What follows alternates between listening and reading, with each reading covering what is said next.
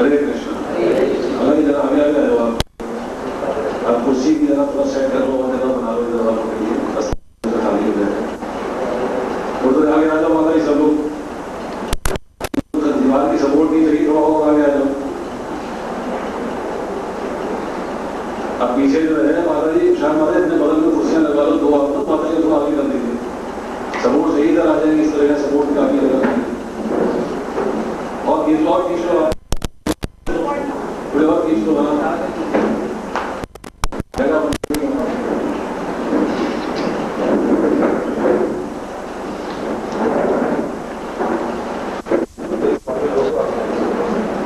तो यही कह रहा हूँ, लोग खुले खुले बैठे हैं।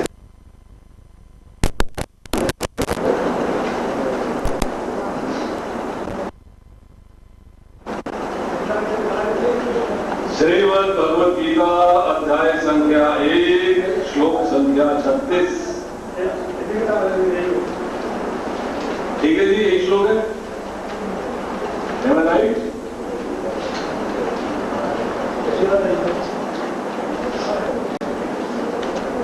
ठीक है प्रभु जी, एक ही करना है कि और भी करना है?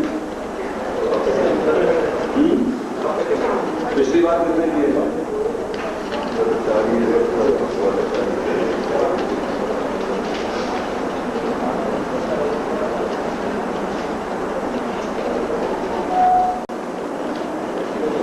मेरे पीछे दोहराए, पावं एव आश्रयेत अस्मान् अत्वा एतान् आततायिनः तस्मात् न अतः वयं पञ्चु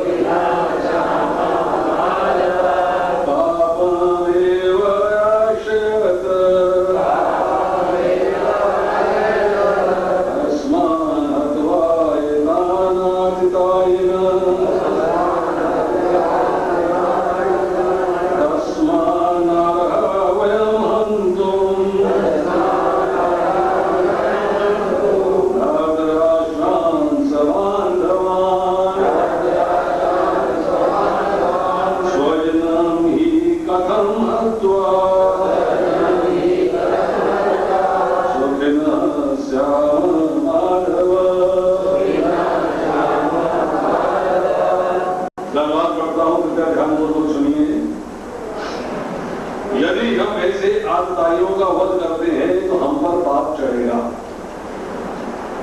अतः ये उचित नहीं होगा कि हम धृतराष्ट्र के पुत्रों तथा उनके मित्रों का वध करें। हे लक्ष्मीपति कृष्ण, इससे हमें क्या लाभ होगा और अपने कुटुंबियों को मारकर हम किस प्रकार सुखी हो सकते हैं।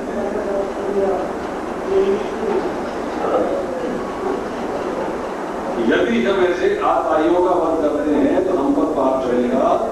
अतः ये उचित नहीं होगा कि हम धृतराष्ट्र के पुत्रों तथा उनके मित्रों का वध करें। हे लक्ष्मीपति कृष्ण, इससे हमें क्या लाभ होगा और अपने ही कुटुंबियों को मारकर हम किस प्रकार सुखी हो सकते हैं। कितने लोग जो हैं वो इसका तात्पर्य पढ़ के आए?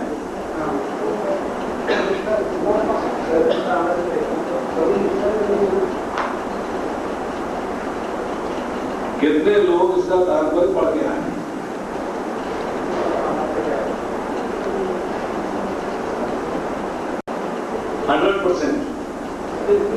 सब पढ़ के आए। कोई भी ऐसा नहीं है जो बिना पढ़े जाता हो। बढ़िया। वैदिक आदेशानुसार आदिताई 6 प्रकार के होते हैं: विष देने वाला, घर में अग्नि लगाने वाला, घातक हथियार से आक्रमण करने वाला, धन लूटने वाला, दूसरे की भूमि हड़पने वाला तथा पराई स्त्री का अपहरण करने वाला। ऐसे आदिताइयों का तुरंत वध कर देना चाहिए, क्योंकि इनके वध से कोई पाप नहीं लगता।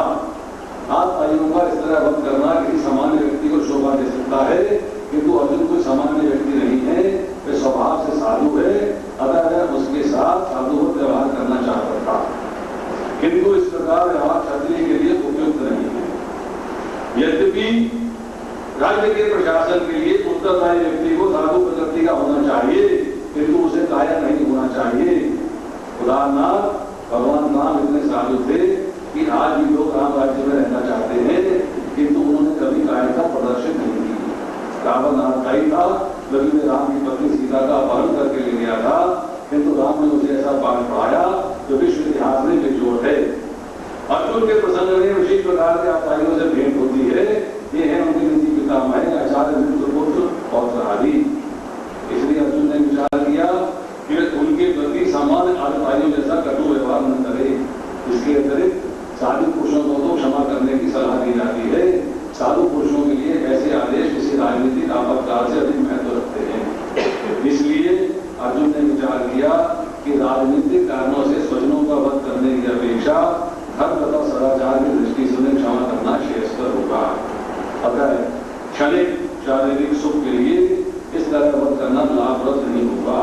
अंततः जब सारा राज्य तथा उससे प्राप्त सुख स्थायी नहीं है, फिर अपने स्वजनों को मारकर वे अपने ही जीवन तथा शाश्वत मुक्ति को संकट में क्यों डाले। अर्जुन द्वारा कृष्ण, माधव अथवा लक्ष्मीपति के रूप में संबोधित करना भी सार्थक है। लक्ष्मीपति कृष्ण को बताने जा रहा था कि उसे काम करने के लिए प्रेरित न करें जिससे अनिष्ट हो, किंतु कृष्ण कभी भी किसी का अनिष्ट नहीं चाहते और तो कदापि नहीं। प्रसंग चल रहा है भगवद गीता के अंदर। शुरुआत कहां से हो गई? संजय बता रहे हैं धृतराष्ट्र से। 24वें श्लोक में संजय उवाच एवं मुक्तो ऋषिकेशो गुणाकेशेन भारत सैन्यो रुभ्यो मध्ये स्थापित्वा रथोत्तमम्। संजय ने कहा, हे भरतवंशी, अर्जुन द्वारा इस प्रकार संबोधित किए जाने पर भगवान कृष्ण ने दोनों दलों के बीच में उत्तम रथ को लाकर खड़ा कर दिया। भूमिका बन रही है भगवद गीता का संदेश देने। आप उपदेश कब लेना चाहते हैं? जब आप कष्ट में हो, जब आप सुख में हैं, आनंद में हैं, तब आपको किसी का उपदेश अच्छा नहीं लगता। आपको उपदेश कब अच्छा लगता है? जब आप दुख में आ जाते हो, जब आप कष्ट में आ जाते हो, जब चिंता में आ जाते हो, टेंशन में आ जाते हो, परेशानी में आ जाते हो, तब आपको लगता है कोई आपको खरीद है। होता नहीं लोग ऐसे? जब बल्ले बल्ले चल रही हो तो आप इसकी गाइडेंस लेना चाहें। एवरीथिंग इज गोइंग स्मूथ, हर चीज बिल्कुल ठीक है, अब मुझे किसी गाइडेंस की आवश्यकता नहीं। तो भगवान जो है यहाँ पर, जो कि उन्हें भगवद गीता के उपदेश को जो कि लुप्त हो चुका है उसको दोबारा से स्थापित करना है, उसके लिए भूमिका बना है, एक सिचुएशन क्रिएट कर।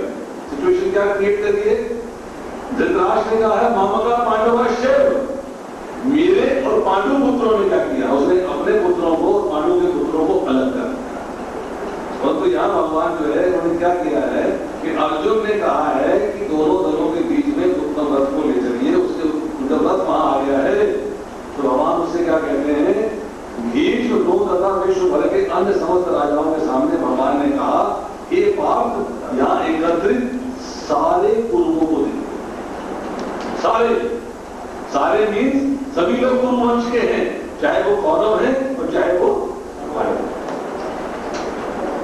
कौरव भी कुरुवंश से है और पांडव भी कुरुवंश से, दोनों कुरुवंश।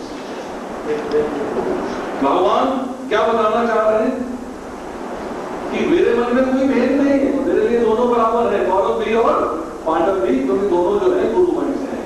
परंतु अर्जुन के प्रति ये बात कह के भगवान क्या कहना चाहते हैं, क्या क्या वहां पर जो है संदेश निकल के आता है कि भगवान जो है अर्जुन के मन में मोह जागृत करना चाहते हैं कि दोनों तरफ के लोग जो हैं तेरे संबंधी हैं, दोनों तरफ के लोग तेरे मित्र हैं, नातेदार हैं, उनमें जब दोनों तरफ से हत्या होगी तो तेरे दिल में चोट पहुंचेगी। एक सिचुएशन अराइज कर रहा है कि अर्जुन अब उस सिचुएशन से रिएक्ट करेगा। वो चाहते हैं कि अर्जुन जो है उस सिचुएशन से रिएक्ट करेगा। अब अर्जुन क्या रिएक्ट करता है? अर्जुन ने दोनों पक्ष की सेनाओं के मध्य में अपने चाचा, ताऊओं, पितामह, गुरुओं, मामाओं, भाइयों, पुत्रों, पौत्रों, मित्रों, ससुरों, शुभचिंतकों को देखा और करुणा से अभिभूत हो गया। अब उसके मन में जो है कंपैशन आ रहा है, करुणा जागृत हो रही है, करुणा आई है। अब इसके बाद क्या आएगा? वो अनिर्णय की स्थिति में आएगा। पहले शोक होता है, फिर अनिर्णय आता है। शोक क्या हो रहा है कि उसके शरीर शिथिल पड़ रहा है, शरीर के अंग कांप रहे हैं, मुख सूख रहा है, सारा शरीर कांप रहा है, रोंगटे खड़े हुए हैं, गाड़ी धनुष हाथ से सर रहा है, त्वचा जल रही है। टेंशन, हमको भी टेंशन होती है तो ऐसे ही लक्षण आते हैं। अब इस टेंशन को दूर कैसे किया? अल्टीमेटली भगवान ने भगवद गीता का उपदेश देकर इस टेंशन को दूर किया। तो हमारे लिए भी भगवद गीता का उपदेश अति आवश्यक है। जब ये उपदेश मिल जाएगा हमें भी बात सारी समझ में आ जाएगी, हमारी टेंशन भी समाप्त हो जाएगी। अब मैं अभी खड़ा होने में असमर्थ हूं, अपने को भूल रहा हूं, मेरा सर चल रहा है। अब एक सिचुएशन अराइज होती है। जब भी व्यक्ति जो है टेंशन में आता है, शोक में आता है, दुख में आता है, फिर उस दुख से रिएक्ट करता है, उसे बाहर निकलने का प्रयास करता है, कोशिश करता है कि मैं इस दुख से बाहर क्या बाहर कैसे प्रयास करता है निकलने का? जो चीज आपको दुख देना चाहती है आप उसको अवॉइड करना चाहते हैं। अगर मान लीजिए आप यहां कथा में आए और आप जो है ऐसी बस में बैठे जो बड़ी खटारा थी और आपको उसने बहुत धमकाया, बहुत धमकाया, अगली बार आप उस बस में नहीं बैठोगे। एक ऐसे रास्ते से आए जहां पे जगह जगह जाम लगे हुए थे, आप उस रास्ते से नहीं आओगे। मतलब यह है कि जो सिचुएशन आपको कष्ट दे रही है उस सिचुएशन को आप अवॉइड करने का प्रयास करते हैं, उससे दूर रहने का प्रयास करते हैं। तो यहां पर जो है अर्जुन क्या कर रहा है? अब वो जो है इस सिचुएशन को समझ के कि दोनों तरफ मेरे रिश्तेदार हैं और उनकी जो है हत्या हो जाएगी, सब मर जाएंगे, तो वो उसको अवॉइड करने का प्रयत्न कर रहा है। क्या प्रयत्न करता है? कि इस युद्ध में अपने ही स्वजनों का वध करने में मुझे ना तो कोई अच्छाई दिखती है और ना ही है कृष्ण उनसे किसी प्रकार की विजय राज्य या सुख की इच्छा होती है। क्योंकि अर्जुन जो है पहले परिस्थितियों के अंदर आके वनों में रह चुका है। वो पहली बार वन में कब गया? जब वरनावत की लाशा ग्रह में चलाया। फिर जब दूसरी बार गया, जब उसको जो है सिचुएशन ऐसी अराइज हुई तो उसको जो है स्थान छोड़ के जाना पड़ा। और तीसरी बार गया वो जब छल से सब कुछ लूट लिया है। अब अर्जुन को जो है वनों में रहने का अभ्यास है। वो कह रहा है कि भिक्षा मांग के गुजारा कर। भिक्षा कौन मांगता है? ब्राह्मण। भिक्षा क्षत्रिय नहीं मांगता। वो जब तीसरा अध्याय पढ़ेंगे तब ये बात क्लियर होगी कर्मयोग के अंदर। वहां तो बोलते हैं कि अपने ही वर्ण आश्रम के अनुसार आपको कार्य करना चाहिए, दूसरे के वर्ण के अनुसार कार्य नहीं करना चाहिए। तो तीसरे अध्याय का आपको जो है श्लोक मिलेंगे इसके अंदर जाके, जब भगवान ने इसको बिल्कुल क्लैरिफाई किया है। 18वें अध्याय के 47 श्लोक में यही बात है। अब यहाँ पे चर्चा हो रही है, वो कह रहा है कि स्वजनों का वध करने से मुझे कोई अच्छाई नहीं दिखती। अच्छा क्या होता है? What is good? अच्छा किसे कहते हैं? कि सारी सिचुएशन आपके अनुकूल हो, तभी तो अच्छा होगा ना। अच्छा होने का मतलब क्या है कि सारी परिस्थिति मेरे फेवरेबल है, मेरे अनुकूल है। अनुकूल होने का मतलब ये है कि जैसा मैं चाहता हूं वैसा हो। अब सारे लोग तो मर गए और मैं राज्य भोगूंगा तो किसके साथ भोगूंगा? Where are the people? आप एक गाड़ी खरीदते हो, गाड़ी खरीदने के बाद सबसे पहले क्या काम करते हो? गाड़ी घर आई, घर वालों को बोला आओ जी गाड़ी में बैठो, सैर करके आपको गाड़ी में घुमा के लाए। ऐसा होता है नहीं होता? एक नेचुरल सा प्रोसेस कि आप उस गाड़ी के अंदर लोगों को मंदिर ले जाओगे, घुमाने के लिए ले जाओगे, शॉपिंग को ले जाओगे, किसी मॉल में ले जाओगे, बिकॉज आप उस गाड़ी को सबके साथ मिलकर एंजॉय करना चाहते, सबके साथ। अब आपने जो है राज्य ले लिया और राज्य के साथ आपके संबंधी गण मर गए, सबकी हत्या होगी तो किसके साथ एंजॉय करोगे? तो क्या कह रहा है कि मुझे अच्छाई सिचुएशन जो है मेरे फेवरेबल नहीं है, मुझे अच्छाई नहीं दिखती है। इसमें तो एक कृष्ण, ना मैं किसी प्रकार की विजय, ना राज्य, ना सुख की इच्छा नहीं। सुख चाहिए, सब लोग साथ होने चाहिए। राज्य चाहिए, सब लोग साथ होने चाहिए। विजय होगी तो सब लोग साथ होंगे या नहीं होंगे ये डाउटफुल होता है, तो सब तो बचाएंगे। अब जो है अर्जुन जो है वो कहता है ये गोविंद, हमें राज्य सुख तथा इस जीवन से क्या लाभ? ये सारी सिचुएशन आ रही है जो आज का श्लोक है उसके लिए। अब वो लाभ की बात कर रहा है, राज्य से क्या लाभ, सुख से क्या लाभ और जीवन से क्या लाभ?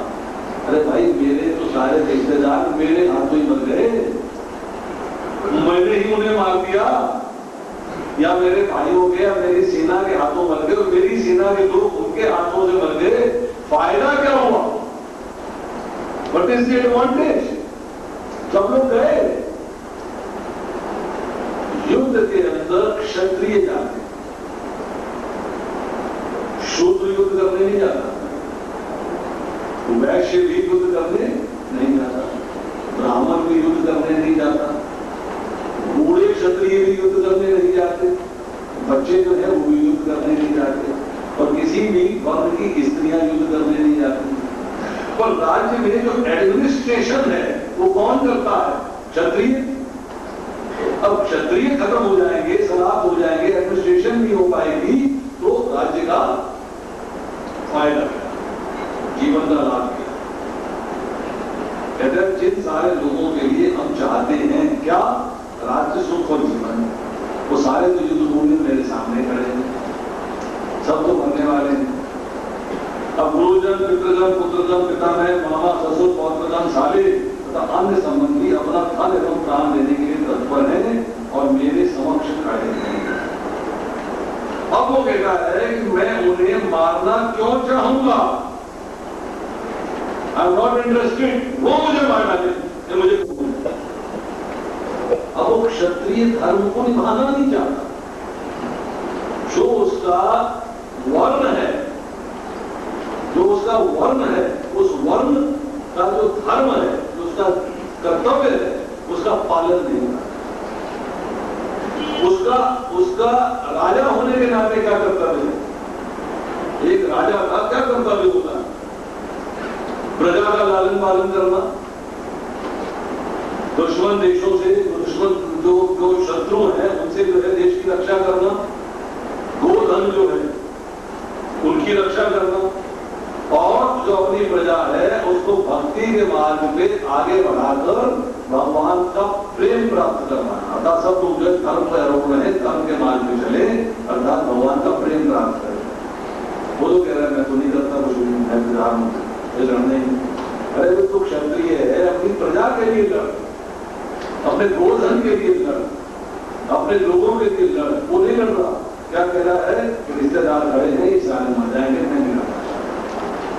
अब वो कहता है ये जीवों के पालक मैं सबसे लड़ने को तैयार नहीं, भले ही बदले में मुझे तीनों लोग क्यों ना मिलते हों।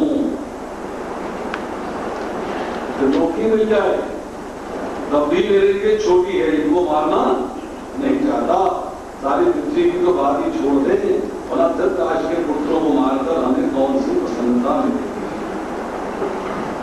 अब यहां सिचुएशन आती है, अब बहाना चाहिए, बहाने बना रहा है। अब बहाना क्या कहता है, यदि हम ऐसे आताइयों का वध करते हैं तो हम पर पाप चढ़ेगा। पहली बार उसने कही पाप,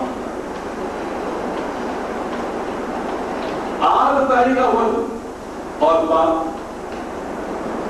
ये कहां की फिलॉसफी हुई थी? आताई के वध से पाप क्यों चढ़ रहा? सबसे पहली बात तो आताई कौन है, आताई कौन है और उससे पाप क्यों चढ़े?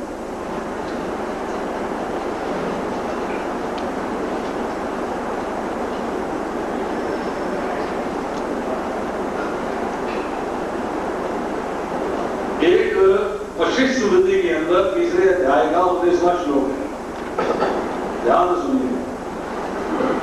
पाग्नींदो गरदश्चैव शस्त्रपाणी धनपः क्षेत्रदारा बहता चैषणेते हयताय नमः। नंबर 1 आग लगाने वाला, नंबर 2 विष देने वाला, नंबर 3 हाथ में शस्त्र लेकर मारने को जो उद्यत हो, नंबर 4 धन को हरने वाला, नंबर 5 जमीन छीनने वाला, और नंबर 6 स्त्री हरण करने वाला।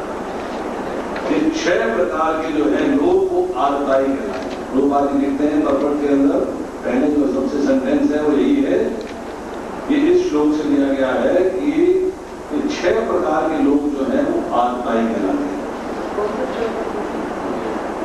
पहले अध्याय का 36वां श्लोक चल रहा है, ये जो अभी आपने बोला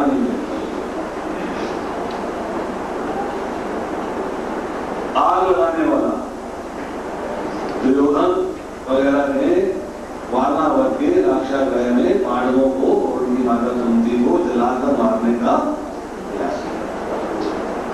विष देने वाला भीम को विष दिया गया, हाथ में शस्त्र लेकर मारने को उद्यत, चाहे विराटनगर का युद्ध है, चाहे द्रौपदी का जब स्वयंवर हुआ है तब की बात है, इन सब स्थितियों में दुर्योधन और उसके भाई जो है वो हाथ में शस्त्र देके पांडवों को मारने के लिए उठे। उसके बाद धन को भरने वाला जुआ खेला गया और पांडवों का सारा वैभव, सारा धन जो है अब लिया गया।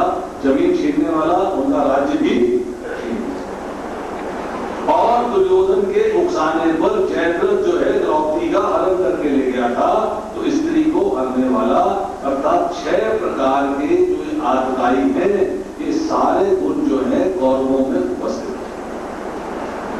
अब यहां लिखते हैं कि उसका वध कर देना चाहिए, आतताई का वध कर देना चाहिए, परंतु शास्त्र क्या कहता है, मनुस्मृति क्या कहती है?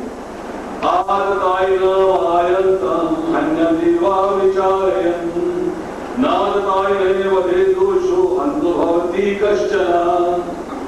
मनुस्मृति कहती है अपना अनिष्ट करने के लिए आते हुए आतताई को बिना विचारे ही मार डालना चाहिए। आतताई के मारने से मरने वाले को कुछ भी दोष नहीं होता। मनुस्मृति में एक क्लियर कट इंस्ट्रक्शन दे दी गई कि जो आपको मारने के लिए आ रहा है, जो आतताई है, उसको मारने के लिए आपको विचार नहीं करना, यू शुड इमीडिएटली किल। आज के युग की बात नहीं कि आज लिखते हैं मानूंगा इसको, today's law it is not possible, but Manusmriti ये कहती है।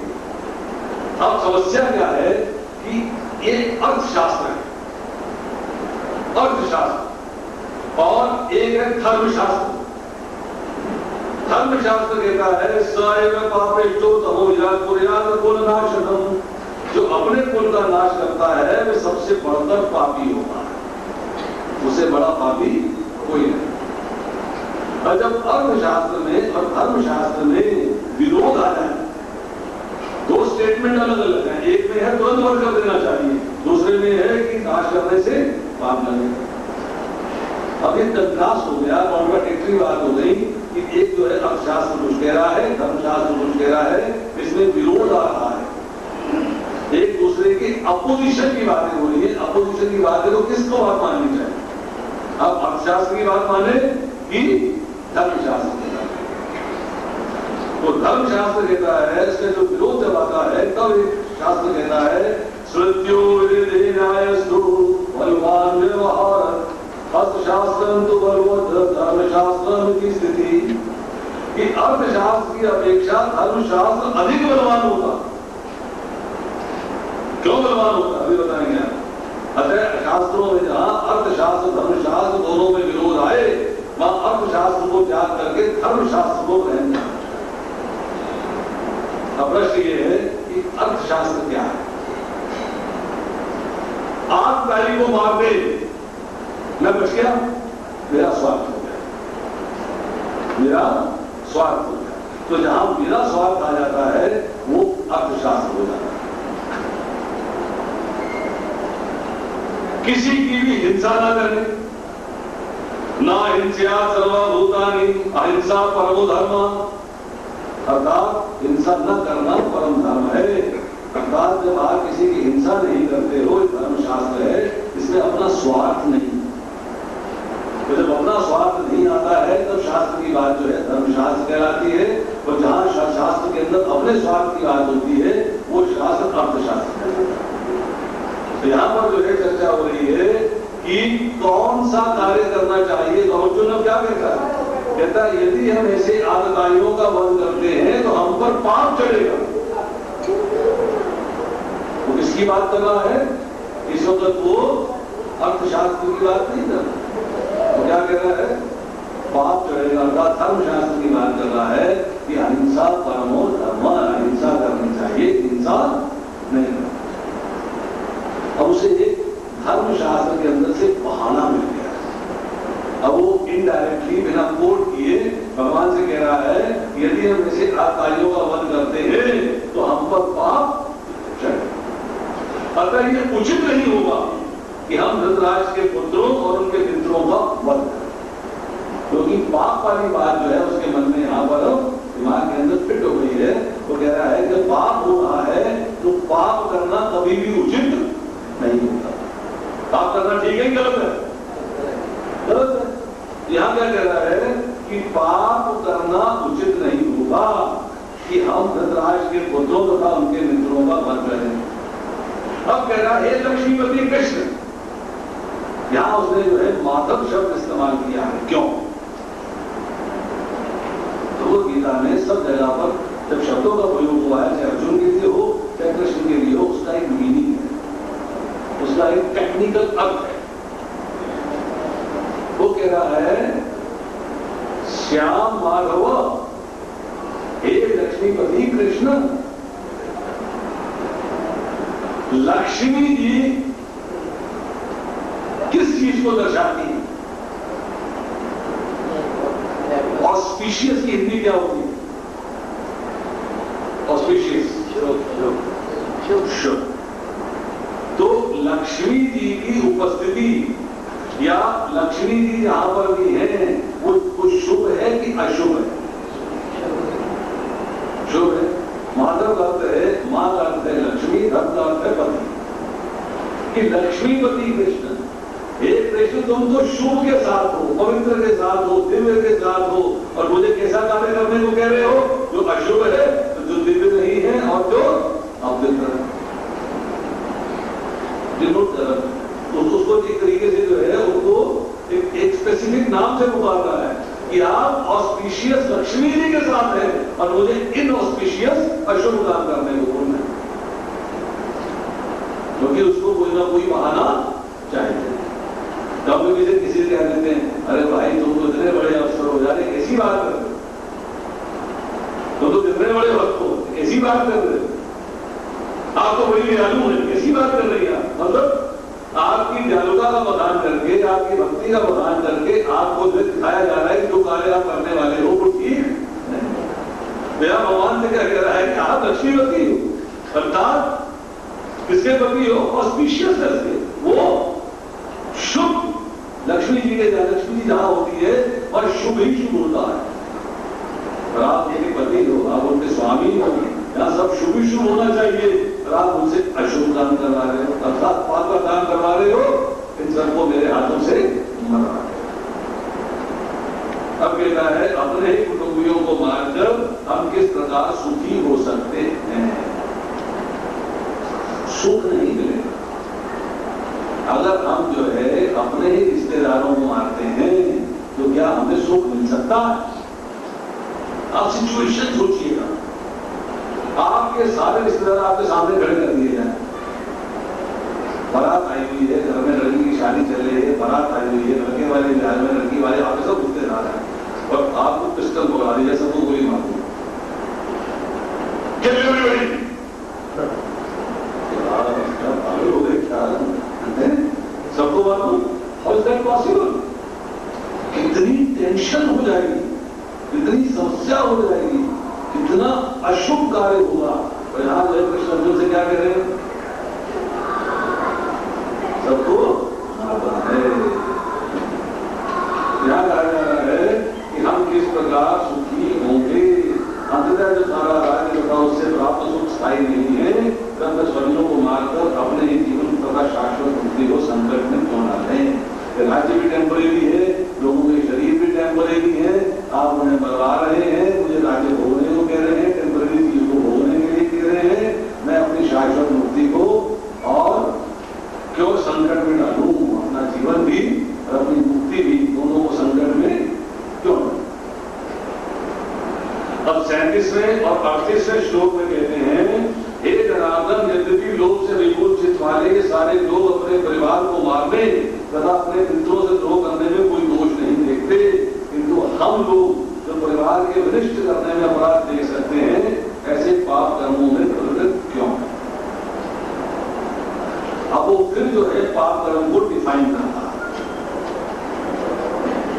आपको किसी ने बुरा भला कहा, तो अगर आप उसको बुरा भला कह देते हो, तो आप दोनों का लेवल एक ही होता है। परंतु आप उससे बुरा भला नहीं कहते हो, तो आपका लेवल कुछ है। उसने मुझे गाली दी और मैंने रिएक्ट किया, उसने मुझे बुरा भला कहा, मुझे नुकसान पहुंचाया, परंतु मैंने रिएक्ट नहीं किया। अर्थात सिचुएशन ये आई कि दूसरा आपके साथ जो है दुर्व्यवहार कर रहा है, तब भी आप उससे रिएक्शन नहीं दे रहे हो, उसको रिएक्ट नहीं कर रहे। यहां क्या कह रहा है कि यद्यपि लोभ से अभिभूत चित्त वाले लोगों अपहत चेतसा, उनकी चेतना, उनकी जो चेतना है, चित्त जो है उनका, वो लोभ में है। राज्य का हरण कर लिया उन्होंने, मेरी पत्नी का हरण कर लिया उन्होंने, मुझे राज्य वापस नहीं कर रहे एज पर कमिटमेंट, अर्थात वो लोभ वाले हैं, परंतु वो अपने परिवार को मारने या अपने मित्रों से द्रोह करने में दोष उनको समझ में नहीं आ रही है बात, पर मुझे तो समझ में आ रही है, उनकी समझ में ना आए, परंतु मेरी समझ में तो आ रही है। मैं समझ के भी गलती क्यों करूं, मैं मिस्टेक कमिट क्यों करूं? वो लोग अंधकार में बात नहीं समझ पा रहे, उनको जो है जीवन के फंडामेंटल्स क्लियर नहीं है, उनको बात जो है उसकी गहराई समझ में नहीं आ रही है, मूर्ख है, परंतु मैं तो मूर्ख नहीं हूं, मेरे को तो समझ में आ रही है, मुझसे गलती क्यों, मैं गलत कार्य क्यों करूं? तो यहां वो कहते हैं कि हे जनार्दन, जनार्दन शब्द क्या? जन अर्दन, जनार्दन शब्द क्या है? जन अर्दन, अर्थात जो लोगों को सुख पहुंचाने वाले, दुष्टों का विनाश करने वाले जो है, उनको जनार्दन के नाम से पुकारा है।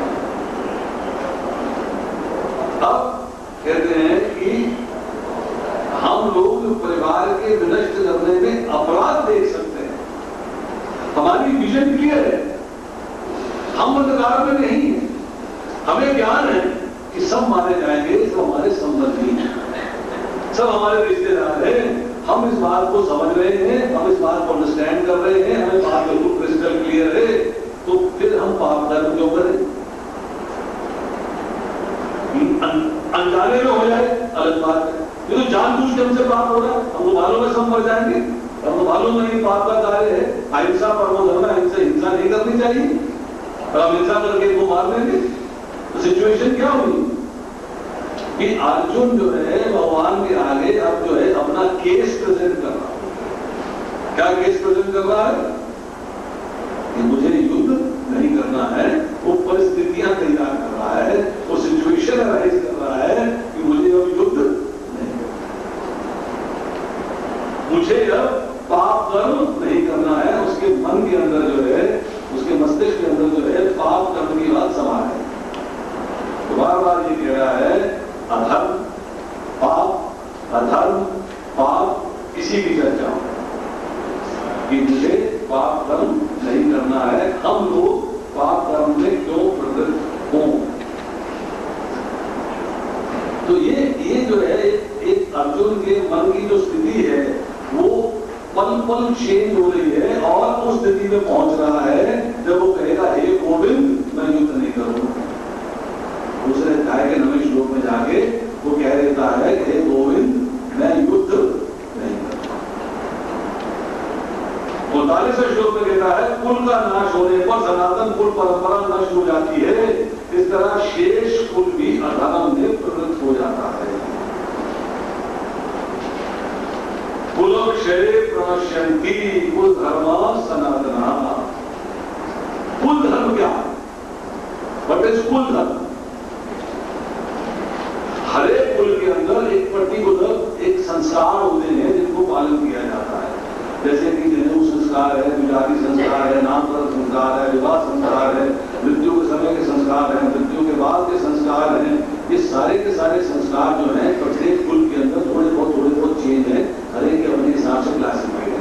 ब्राह्मणों के लिए अलग है, क्षत्रियों के लिए अलग है, वैश्यों के लिए अलग है, शूद्रों के लिए अलग है। जैसे शोक का पीरियड लेके चलते हैं। अशौच जो है ब्राह्मणों के लिए कितने दिन का है? मृत्यु के बाद जो सूतक बोलते हैं ब्राह्मणों के लिए कितने दिन का? अशौच, शोक नहीं, अशौच सूतक ब्राह्मणों के लिए कितने दिन का? 10 दिन। क्षत्रियों के लिए 12 दिन, वैश्यों के लिए 15 दिन और शूद्रों के लिए 30 दिन, 30 दिन। ये कुल, ये वर्ण के अनुसार आपके कुलों में जो परंपरा होती है किस तरह से जो आगे चलना है। ये कह रहे हैं कि जब अधर्म हो जाएगा कुल की परंपरा नष्ट हो जाएगी। सनातन मतलब जो परंपराएं थी, जो परंपरा है, आगे जो परंपराएं आने वाली है वो नष्ट हो जाएगी, धर्म का नाश होगा। कुछ ऐसी वस्तुएं हैं जिससे कि मनुष्य जो है धर्म से बचता है, धर्म के प्रति समर्पित रहता है। आप अपने जीवन में लगा के देखिए, अगर आपको जो है डर दिया जाए भगवान का, मैं ये नहीं करूंगा, भगवान देख रहे, भगवान देख रहे, किसका भय है? ईश्वर का भय। नहीं, शास्त्र में लिखा है कि नहीं करना है, जो शास्त्र में लिखा है उसके अनुसार करना है, तो किसका भय है? शास्त्र का। क्योंकि आपकी भगवान में और शास्त्र में श्रद्धा हो जाए। आपके घर में कुछ विवाह है, एक घर में परंपरा चली आ रही है, आपको उस परंपरा से अलग होकर कार्य करना है, तब होगे नहीं हमारे परिवार की रीति नहीं है, हमारे परिवार की रीति नहीं है, इसके अनुसार इसकी अनुगीति है, उसी के अनुसार चलना है। अर्थात जो कुल परंपरा है, जो कुल की मर्यादा है, उसको टूटने का डर होता है तो आपको भय लगता है, आपको डर लगता है, तब आप जो है कर्म के ऊपर आरूढ़ रहते हैं। उसके बाद अगर मैं गलत काम करूंगा तो राज्य देख रहा है और मुझे पनिशमेंट मिल सकती है, तो किसका डर है? राजा का, राज्य का, कानून का डर है। और लास्ट डर किसका होता है? अगर मैं ये कार्य करूंगा तो उस कार्य के करने से या तो मेरे को जो है धन का हानि होने वाली है या शरीर में कोई तकलीफ होने वाली है, तो आप उस कार्य से बचते हो। ये कार्य नहीं करेंगे तो हड्डी टूट जाएगी, हड्डी टूट जाएगी, कमर की हड्डी फिसल जाएगी, कंधा निकल जाएगा, गिर गया तो मरता, शारीरिक कष्ट होगा या तो आर्थिक कष्ट होगा, तब आप जो है उससे बचने का प्रयास करते हैं। ये जो चीजें होती है कुल परंपरा नष्ट हो जाएगी, इस तरह शेष कुल भी अधर्म में प्रवृत्त हो जाता है। अब एक सिचुएशन देखिएगा,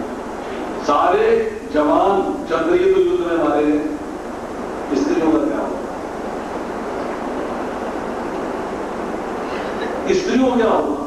लालन पालन कौन करेगा? देख रेख कौन करेगा? तो इस तरह की स्त्रियां जो है वो राज्य के अंदर या तो ब्राह्मणों के घरों में जाएंगी या वैश्यों के घरों में जाएंगी, शूद्रों के घरों में जाएंगी, विवाह होंगे। उससे क्या होगा? वर्ण संकर संतान उत्पन्न होगी, धर्म संकर होगी, जाति संकर होगी, ब्राह्मण होगी। यही बात जो है अगले श्लोक में कहते हैं, हे कृष्ण, जब कुल में धर्म प्रमुख हो जाता है तो कुल की स्त्रियां दूषित हो जाती है। स्त्रीत्व के पतन से ऋषिवंशी अवांछित संतानें उत्पन्न होती है। अवांछित संतान क्या है? कि जब स्त्री जो है उसको एक पति चाहिए, पति है नहीं है तो क्या उच्छृंखल हो जाएगी, फिर जो पति को प्राप्त करेगी पति दूसरी जाति से होगा तो क्या होगा कि वो क्षत्रिय जाति, क्षत्रिय वर्ण की स्त्री शूद्र वर्ण से संतान उत्पन्न करेगी तो वर्ण संकर कहलाएगा। संकर का मतलब होता है मिक्स्ड। अवांछित संतान का मतलब क्या शब्द यहाँ पे 40वें श्लोक का आखिरी शब्द पढ़िएगा, जायते वर्ण संकर। वर्ण संकर अर्थात धर्म का पालन नहीं हो रहा है। धर्म होगा तो बुद्धि सतोगुनी होगी, अधर्म होगा तो बुद्धि तमोगुनी होगी। और तमोगुनी बुद्धि के अंदर भोग विलास बढ़ जाता है और भोग विलास जब बढ़ेगा स्त्रियां दूषित होंगी और वर्ण संकर संतान उत्पन्न होगी, अवांछित संतान। अब जब अवांछित संतान होगी, संतान अगर जो है वर्ण संकर है, उसका रिजल्ट क्या है? उसका रिजल्ट आपको पता लगेगा 41वें श्लोक में, उसके बाद 42वें श्लोक। इसकी चर्चा आप करिएगा अगली बार, जो भी आपको क्लास देगा 41 से लेकर 46 तक श्लोक लिखे करिए, आपका पहला अध्याय समाप्त हो जाएगा। जब मिक्सचर हो जाता है, जैसे आज की जाति में देखें कि जब एक जाति या दूसरी जाति में जाति संकर हो जाते हैं, विवाह हो जाता है, तो जो संतान होती है उसको ना तो उस जाति के नियमों को पता है न इस जाति के नियमों को पता है, तो मिक्सचर हो जाएगा, ना इधर का है ना उधर का है, तो सेवा नहीं हो पाएगी। कार्य जो करने चाहें, जो कर्तव्य है उसका पालन नहीं हो पाएगा। अभी बजे हैं 8, तो 10 मिनट के लिए अगले हम लोग चर्चा करेंगे वैष्णव शिष्टाचार, जहां हमने पिछली बार छोड़ा। क्या कहां छोड़ा था ये हमने चर्चा करी थी रसोई घर की, राइट? आज चर्चा करते हैं प्रसाद सेवन और वितरण। अभी आपने सेवन भी करना है और वितरण भी करना है, दोनों काम करते हैं ना। अब प्रसाद सेवन कैसे करते हैं और प्रसाद वितरण कैसे करते हैं, हम जो है 10 मिनट में इसकी चर्चा करते हैं। उसके बाद फिर जाके सब लोग प्रसाद।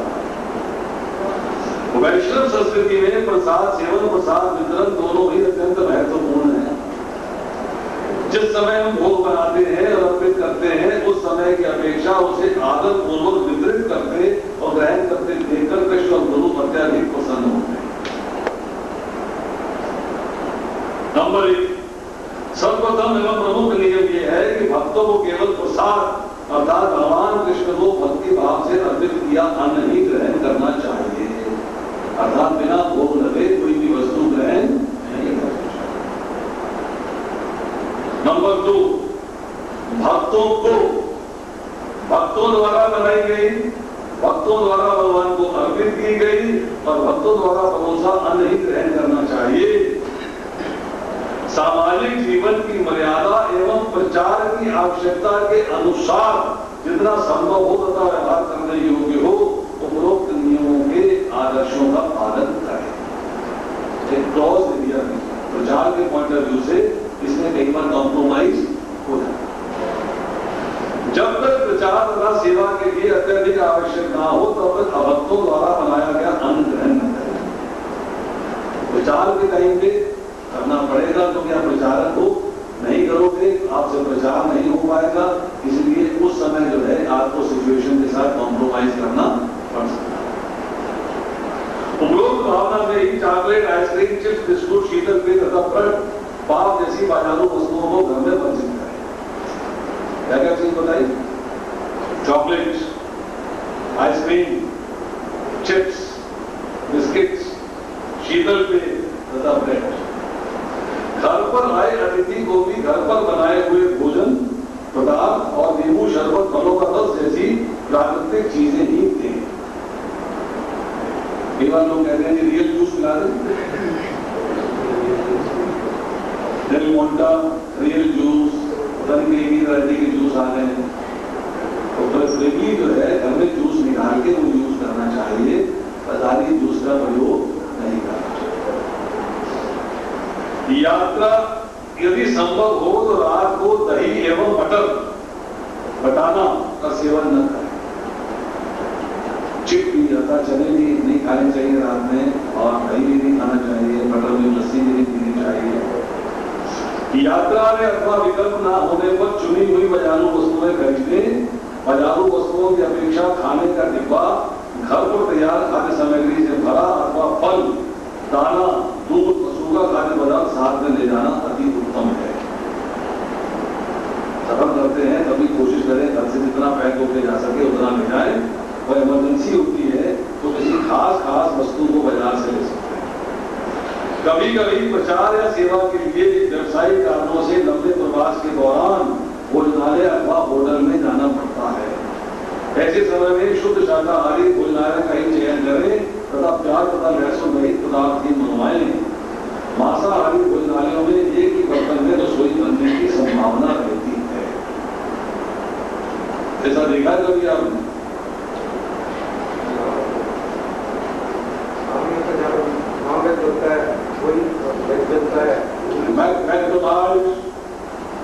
डोमिनियोस और ऐसे ऐसे जो हैं उसमें एक भक्तों को बता रहे थे कि उन्होंने आलू चिप्स का ऑर्डर दे दिया, और घूमते घूमते वो जो है उनके जहां चले गए बन रहे थे, बिल्कुल हमारा शुद्ध है, आपका अलग बर्तन में बनेगा आलू चिप्स।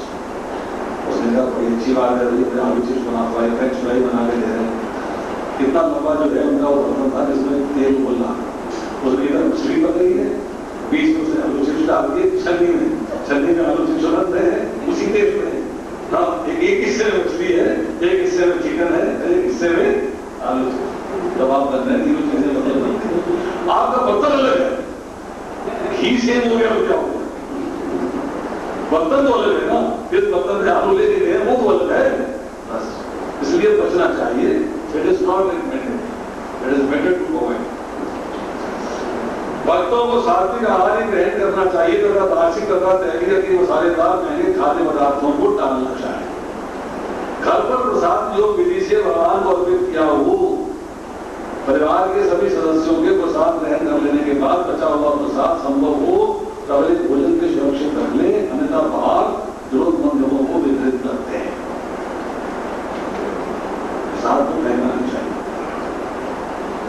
अब है प्रसाद वितरण। यदि संभव हो तो दीक्षित भक्त ही प्रसाद का वितरण करें। बड़ा डिफिकल्ट क्लॉज है। दीक्षित भक्त ही प्रसाद का वितरण करें। वितरण करने वाले भक्तों का मन, शरीर, आदतें और वस्त्र स्वच्छ एवं शुद्ध होने चाहिए। वितरण के समय जितना हो सके उच्च स्वर में बोलने को टालना चाहिए, बोलना नहीं।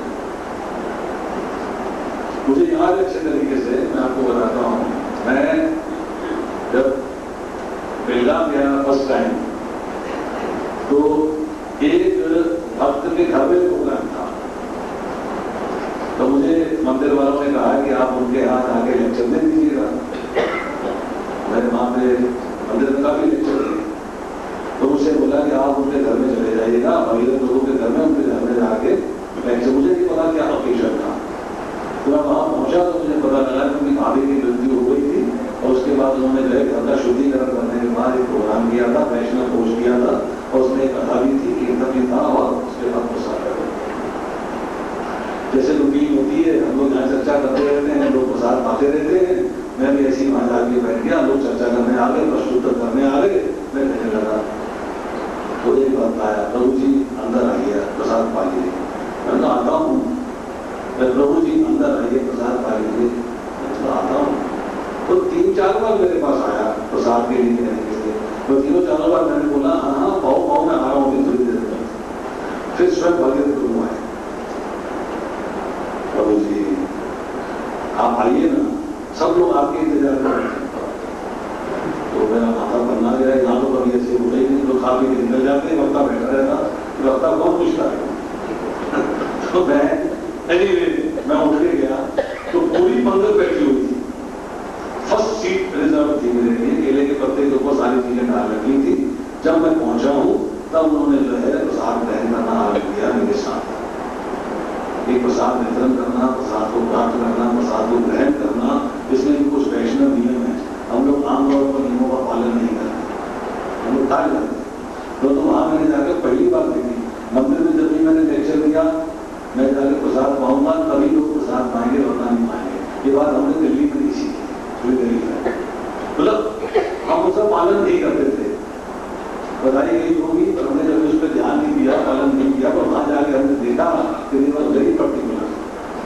जब तक जो है जो भक्ति है, जो उनका भक्ता है, जब तक वो बैठेगा नहीं तब तक कोई प्रसाद नहीं पाएगा, सब वेट करेंगे। This was something very important. तो ये जो है बोला कि प्रसाद मांगने का क्रम क्या है कि सबसे पहले पानी दीजिए। सबसे पहले क्या देना है? जब गौड़िया वैष्णव प्रसाद मांगते हैं तो कटु शब्द की शुक्ता या शाक से आरंभ करते हैं। जब आमतौर पे, हम तो नहीं बनाते हैं वैसे, पर आमतौर पे कटु सब्जी होती है, शाक होता है, शुक्ता में समथिंग हमें बंगाली में नहीं मालूम है शुक्ता क्या होता है, बंगाली बता सकते हैं कि शुक्ता क्या होता है। दूसरे बंगाली है शुक्ता क्या होता है प्रभु? जैसे प्रभु कड़वा चीज बनाते हैं, ठीक है। उसके बाद दाल या तले पदार्थ जैसे पकौड़े आदि परोसे जाते हैं। 3 नंबर। 4 नंबर पे सब्जियां और बाद में पहले रसेदार, बाद में सूखी, ये ट्राई करो। इसके बाद रायता और चटनी और अंत में मीठे व्यंजन मिष्ठान। चपाती और चावल आरंभ से अंत तक आवश्यकता अनुसार परोसिए, यदि संभव हो तो चपाती गर्म होनी चाहिए। प्रसाद ग्रहण करते समय झूठे हाथों से दूसरे बर्तन का स्पर्श न करें, दूसरों को परोसने के लिए कहें अथवा स्वयं हाथ देकर अपने लिए परोसें। डाइनिंग टेबल पर लोग बैठ जाते हैं ना, चल भाई उसी हाथ से खाया, उसी हाथ से कड़छी डालने के लिए, इट इज रॉन्ग। कोशिश रहनी चाहिए या तो दूसरा परोसे, अब नहीं तो जो अपने हाथ धोने के बाद उसमें से लेना चाहिए। डायरेक्ट हम लोग तो बाएं हाथ से ले लेते हैं, बाएं हाथ से भी प्रसाद नहीं लेना चाहिए। तो दाएं हाथ से खा रहे थे, चलो दाल डाल लिए, बाएं हाथ से डाल लिए, चलो चलेगा, इवन दैट इज रॉन्ग। जब वीवो पढ़ेंगे तो दिमाग बनना है, भैया क्या हो रहा है, आज तो कुछ भी नहीं किया। प्रसाद सरे थाली में खाली स्थान पर परोसे, मिष्ठान नमकीन व्यंजनों को अलग अलग परोसे। प्रसाद परोसते समय व्यक्ति के हाथ में न दें, किंतु यदि प्रसाद अत्यंत अल्प है तो हाथों में दे सकते हैं, थोड़ा है तो हाथों में दे सकते हैं। सूखे मिष्ठान के अलावा सभी प्रकार के प्रसाद को चम्मच या कड़छी के द्वारा ही परोसे, यहाँ तक कि नमक भी चम्मच के द्वारा डालें। तो नमक कम होता है ना, तो नमक चम्मच से डालें, या हाथ से उठा कर थाली डालें। केवल दाएं हाथ से ही परोसते समय किसी भी दूषित वस्तु को हाथ न लगाएं, जैसे मुख, पैर, बाल या शरीर का निचला हिस्सा, या चमाई लेना, छींकना या थूकना। अपनी हाथ स्थिति आने पर अपने हाथ धोने के बाद प्रसाद करें। जब घर में अतिथि आए तो भगवान को अर्पित महाप्रसाद सभी को थोड़ा थोड़ा वितरित करें। तत्पश्चात आवश्यकता अनुसार गरम गरम प्रसाद परोसे। गुरु और सन्यासियों के लिए इसी रीति से प्रसाद को परोसना चाहिए। यदि प्रसाद की मात्रा कम है तो वितरित करने वाले व्यक्ति को चाहिए कि सभी को समान मात्रा में प्रसाद वितरित करे, किंतु उसे वितरित करते समय उसे अत्यंत उत्साह से वितरित करना चाहिए।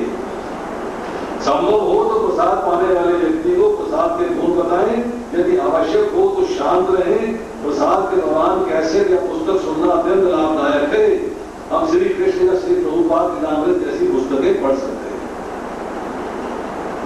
साथ साथ बैठे भक्तों को समान मात्रा में प्रसाद परोसे। भक्तों की संख्या अधिक होने पर पंक्ति भेद न करें। यदि संभव हो तो विशेष प्रकार का प्रसाद लेने वाले अलग बैठे। प्रसाद अथवा प्रसाद के बर्तनों को पैरों से स्पर्श न करें। गति से स्पर्श होने पर उन्हें दाएं हाथ से स्पर्श कर मस्तक पे लगाएं। प्रसाद वितरित करने वाले बर्तन जैसे बाल्टी को भूमि पर खींचे नहीं और बांटते समय बर्तनों के टकराव की आवाज नहीं। प्रसाद दान करने के बाद स्थान को तुरंत साफ कर दे, गिरे प्रसाद को कूड़ेदान में डाल दे और गुरु का महाप्रसाद नए भक्तों के समक्ष वितरित न करें।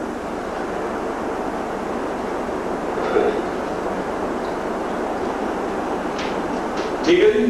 बाकी अगली बार प्रसाद सेवन कैसे करना है, खाने और पानी पीने के नियम क्या है और प्रसाद की मात्रा कितनी होनी चाहिए और प्रसाद के बाद क्या करना। हरे कृष्णा।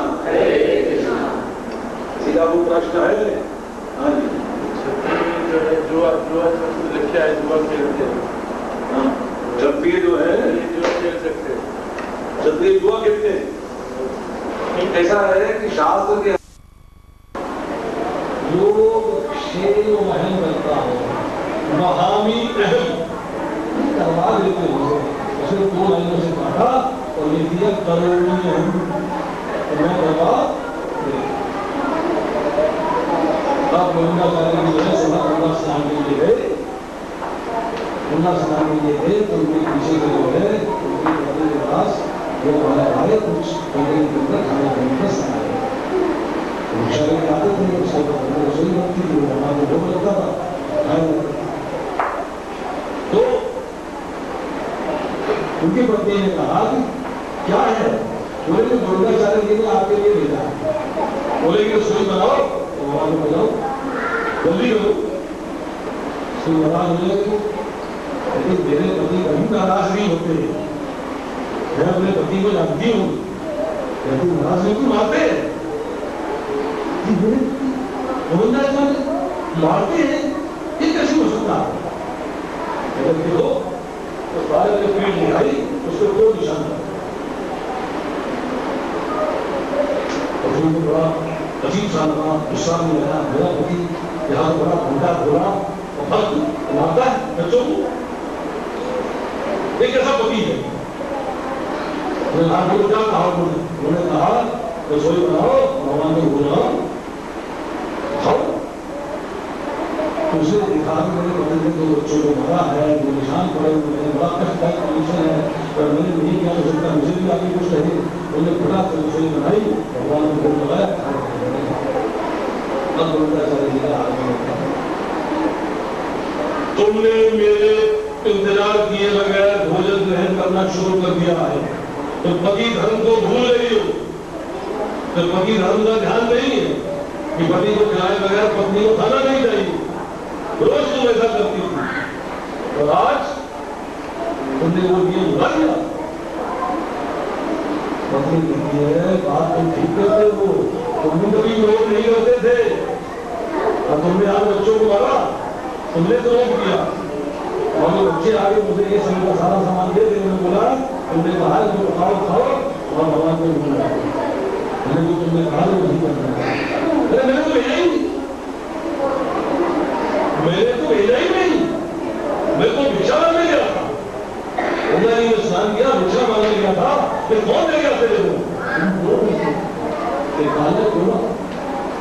कृष्ण भगवान काले रहने की पीठ के निशान थे।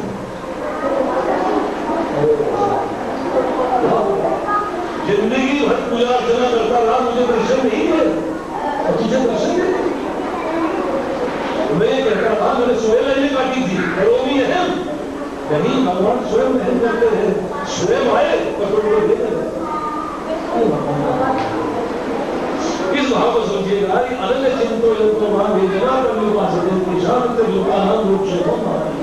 भगवान जो है उसका योगक्षेम स्वयं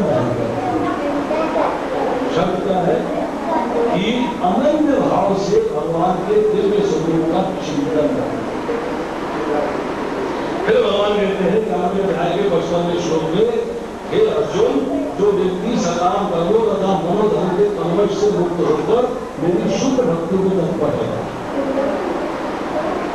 मेरे लिए ही कर्म करता है, तो मुझे ही जीवन लक्ष्य समझता है। मोम कर्म कृता मत परम मत भक्त, मेरे परायण है, मेरा भक्त है, किसी और का भक्त नहीं है, और कर्म करता है केवल मेरे लिए, किसी और के लिए। 3 क्वालिटीज ये बताना। और दो क्वालिटी और बताई, निर्वैर सर्वभूतेषु और संग। जो लोग जो है वो भगवान के भक्त नहीं है, उनका संग नहीं करता, सकाम कर्म और मनोधर्म इसके लिए जो कार्य होते हैं उनका संग नहीं करता, कार्य करता है केवल मेरे लिए और किसी के लिए। निर्वैर, किसी भी प्राणी से वैर भाव नहीं, ऐसा व्यक्ति जो है वो जो प्रत्येक जीव से मैत्री भाव रखता है वह निश्चय ही मुझे प्राप्त है। भगवान के धाम जाने के लिए ये फॉर्मेलिटी जरूरी है। फिर भगवान कहते हैं भक्त्या माम विजानाति यावना शास्त्री ततो मां तत्त्वतो जानवा विशुद्धेन तत्त्वम्। केवल भक्ति से मुझे भगवान को यथारूप में जाना जा सकता है। जब मनुष्य ऐसी भक्ति से मेरे पूर्ण भावनाओं में हो जाए तो वैकुंठ जगत में प्रवेश कर सकता है। मेरे गति भक्ति भगवान कहते हैं कि केवल भक्ति से मुझे भगवान को जाना जा सकता है और कोई रास्ता नहीं है मुझे जानने का। अगर भक्ति करेगा तो मुझे जान जाएगा और मेरे धाम में आ जाएगा। क्योंकि भक्ति के रूल रेगुलेशंस को फॉलो करेगा और फॉलो करने के बाद मेरी सेवा में जान जाएगा तो ऑटोमेटिकली मेरे भक्त भगवान छूट जाएंगे और मेरे धाम में